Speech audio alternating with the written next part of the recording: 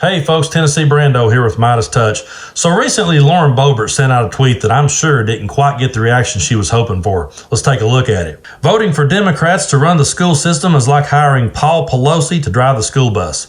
That quickly backfired when MeidasTouch responded saying, "Your husband was arrested for showing his penis to children at a bowling alley, and you were arrested for drunken disorderly conduct. I'd set this one out." So yes, if I was Lauren Boebert, I would definitely set this one out. In June of 2015, she was arrested for drunken disorderly conduct, and she resisted arrest. She fought with the police.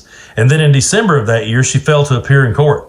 Now that's kind of funny to me, considering that they're the party that says we should back the blue, and anytime that something happens to a person of color, the first thing they say is, well, they should have just complied.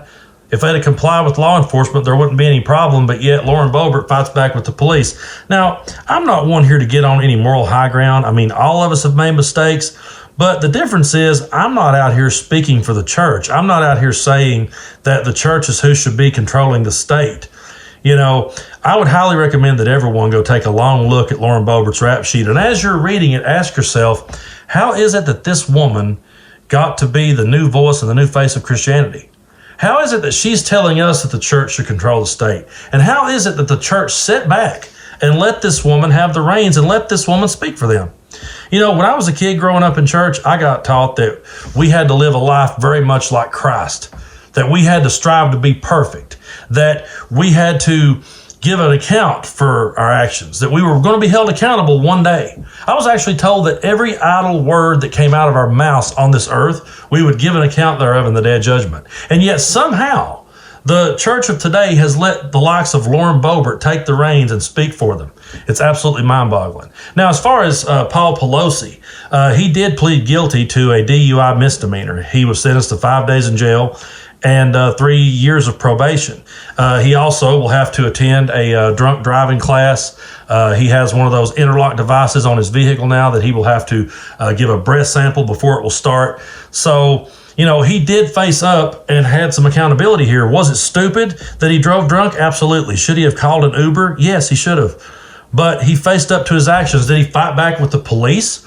Did he threaten to defund the FBI? Did Democrats say this was some kind of political hit job? You know, no. I mean, he faced up to his actions, and that's what people on the left do. Anytime someone on our side of the fence makes a mistake, we're the first ones to say, hey, you know, if you made a mistake, pay the price for it. But when it's a Republican doing it, especially these radical right-wingers, they always say that it's a political hit job, that it's simply us trying to make them look bad. So you know what? I'm going to continue to vote for Democrats. I'm going to continue to be for the party that believes in funding public education instead of the party that wants to defund public schools, that wants to ban books, that wants to ban the accurate teaching of American history. You know, I want to be on the side of the party that is for public education, because I think banning of books and defunding public education is exactly what gives us the likes of Lauren Boebert. If you stop and think about it, people like her would probably never rise to power if people were educated. And also if people in church actually sat and read the Bible as the preacher was preaching. That's actually something you should try, because if you're reading along as he's preaching and he goes off script, you'll catch it.